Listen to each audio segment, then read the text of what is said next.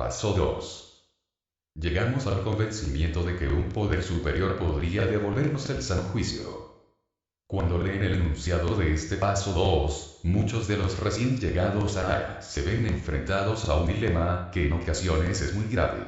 ¿Cuántas veces los hemos escuchado exclamar? Miren lo que han hecho de nosotros. Nos han convencido de que somos alcohólicos y que nuestras vidas son ingobernables.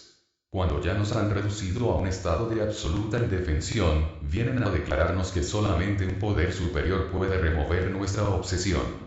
Algunos de nosotros no creemos en Dios, otros no podemos creer, y hay otros que, aunque creen en Dios, no alcanzan a esperar que Él haga el milagro. Está bien, ya ustedes lograron ponernos en esta situación, pero ¿cómo vamos a salir de ella?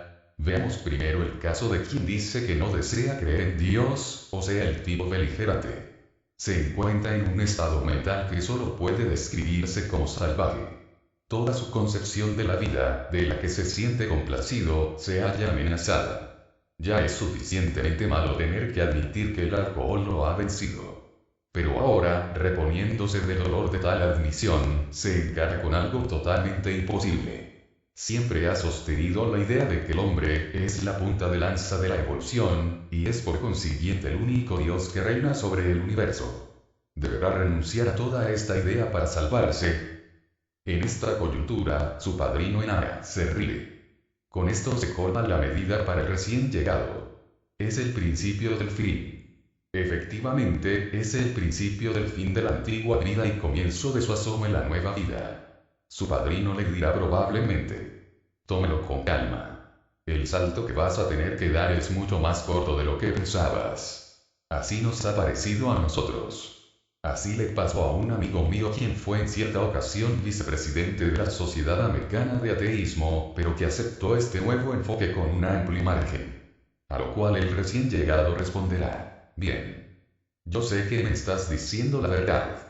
Sin duda es un hecho que está lleno de personas que pensaban como yo pienso. Pero ¿en qué forma, bajo las circunstancias actuales, puedo tomarlo con calma? Esto es lo que deseo saber. Esa es una magnífica pregunta, conviene el padrino. Creo que puedo decirte cómo tranquilizarte. Por lo demás, tampoco será necesario que trabajes muy duro en esto. Escucha, si lo deseas, estas 3 afirmaciones. Primera, que Alcohólicos Anónimos no te exige que creas en nada. Todos sus 12 pasos no son más que sugerencias. Segunda, que para adquirir y mantener la sobriedad, no es necesario que te tragues inmediatamente el paso 2. Ahora que lo recuerdo, yo mismo tuve que tomarlo en pequeñas dosis. Tercera, que lo único que se necesita es una mente abierta y dispuesta a escuchar. No sigas debatiendo y deja de preocuparte con cuestiones tan profundas, como el tratar de averiguar si fue primero el huevo o la gallina. Nuevamente te repito, lo único que se necesita es una mente abierta. El padrino continúa: mira, por ejemplo, mi propio caso. Yo tuve una educación académica. Naturalmente, respetaba, veneraba y casi que adoraba la ciencia. La verdad sea dicha, todavía lo hago, excepto que ya no le rindo adoración. Una vez y otra vez, mis maestros me insistieron en el principio básico del progreso científico, que es investigar e investigar, para volver a investigar, siempre con la mente abierta. Cuando me asomé por primera vez a Ara, mi reacción fue idéntica a la tuya. Pensé que este asunto de Ara no lo podría tragar entero. Me pareció totalmente anticientífico. No me cabía en mente entrar a considerar semejante cantidad de tonterías. Pero luego desperté. Tuve que admitir que Ara mostraba resultados y éxitos prodigiosos. Observé que mi actitud respecto a tales resultados no tenía nada de científica. No era Ara quien tenía cerrada la mente, era yo. En el mismo instante que dejé de discutir, empecé a ver y a sentir. En ese punto, el paso 2 empezó gradual y suavemente a infiltrarse en mi vida. No sabría decirte en qué día o en qué momento empecé a creer en un poder superior a mí mismo, pero puedo afirmarte que ahora sí tengo esa creencia. Lo único que tuve que hacer para adquirirla, fue dejar de pelear y tratar de practicar el resto del programa con el mayor entusiasmo que mueve. La mía no es más que una opinión de un hombre, basada en su propia experiencia. Debo asegurarte que los miembros de AYA trazan innumerables rutas en su propia búsqueda de la fe. Si no te llama la atención la que te he indicado, puedes tener la seguridad de que llegarás a descubrir una que te sirva, siempre y cuando mantengas la disposición para mirar y escuchar. Muchos hombres como tú han empezado a resolver su problema por el método de la sustitución. Puedes, si lo deseas, hacer de AYA tu poder superior. En AYA hay un gran número de personas que han podido resolver su problema del alcohol.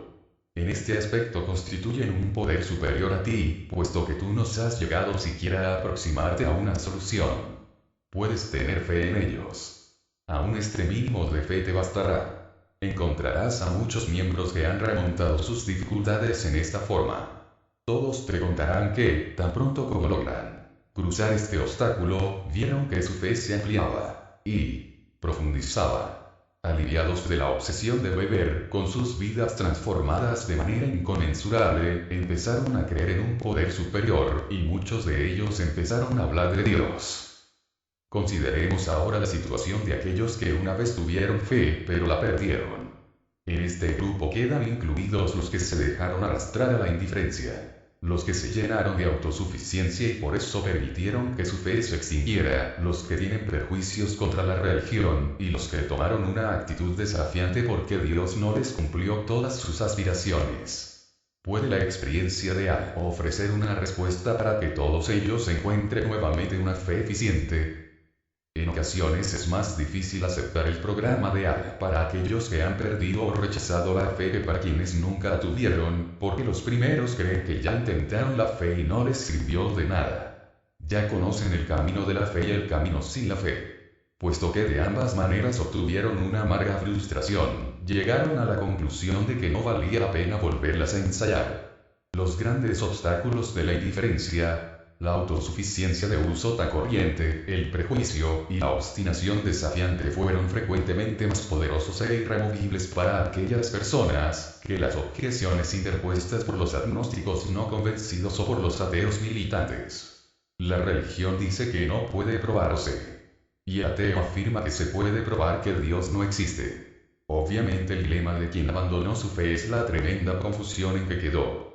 Se cree perdido y no tiene siquiera el alivio de una convicción. No alcanza a lograr, así sea un grado mínimo, la seguridad que tiene el creyente, el agnóstico o el ateo. Queda perplejo. Muchos de los AYA pueden decirle a tal persona: nosotros también nos desviamos de la fe de nuestra infancia, pues el exceso de confianza juvenil nos sobrepasó. Claro que nos alegramos de haber tenido buenos hogares y una práctica religiosa que nos dejó algunos valores. Todavía nos quedaba la seguridad de que debíamos ser honrados, justos y tolerantes, que debíamos tener ambiciones y trabajar duro para cumplirlas. Llegamos a convencernos de que con esas normas elementales y un cierto grado de decencia nos bastaría. A medida que el éxito material basado en estos escasos atributos empezó a llegarnos, creímos estar ganando la batalla de la vida. Aquello fue emocionante y nos hizo sentir muy felices. ¿Para qué molestarnos con abstracciones teológicas y deberes religiosos, o el estado de nuestras almas en esta vida o en la otra? El aquí y ahora eran suficientemente buenos para nosotros. Con el deseo de ganar podríamos seguir adelante. Pero el alcohol empezó a jugar su partida en contra nuestra. Finalmente, cuando empezamos a ver ceros en nuestra puntuación, y nos dimos cuenta de que con un golpe más quedaríamos definitivamente fuera del juego, tuvimos que empezar a buscar la fe que habíamos perdido. Fue en AYA donde venimos a encontrarla. Y así puedes hacerlo tú. Veamos ahora otra clase de problema: el hombre o la mujer con intelectualidad autosuficiente. A estos, muchos de nosotros podemos decirles: sí, nosotros fuimos como ustedes, demasiado listos, y de esto no derivamos ningún bien. Nos encantaba que la gente nos considerase precoces. Utilizamos nuestra educación para inflarnos como orgullosos globos, pero haciendo lo posible para que los demás no lo notaran. Secretamente pensábamos que podíamos flotar sobre el prójimo, debido a nuestra capacidad cerebral. El progreso científico nos enseñó que no había nada que el hombre no pudiera hacer. El conocimiento era todopoderoso. El intelecto podía conquistar la naturaleza. Puesto que éramos mucho más inteligentes que las demás personas, o por lo menos, así lo creíamos, nos correspondía el botín de la victoria, con solo desearlo. El dios del intelecto desplazó al dios de nuestros padres. Pero aquí también el alcohol tenía otras ideas. Nosotros que todo lo habíamos ganado en serie, nos convertimos en perdedores de tiempo completo.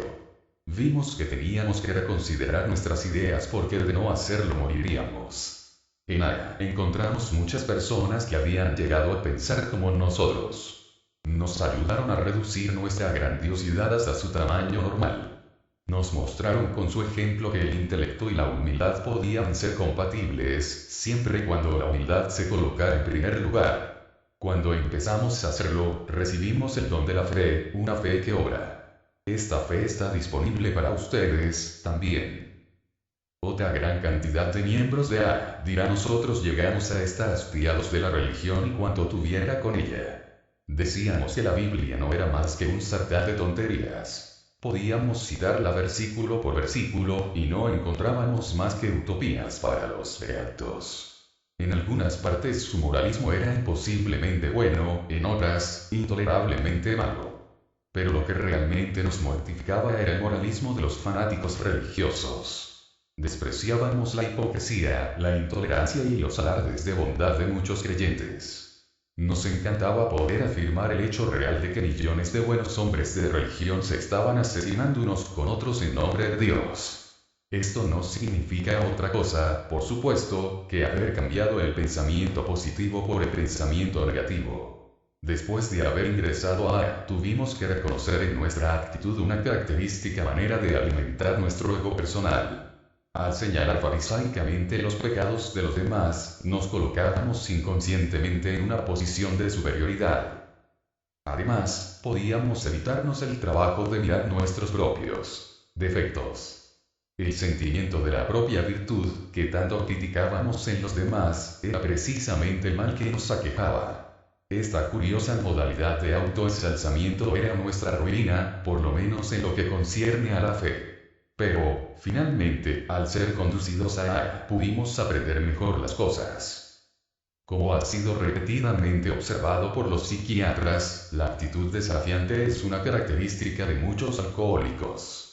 Por eso no es de extrañar que muchos de nosotros hayamos pretendido desafiar al mismo Dios.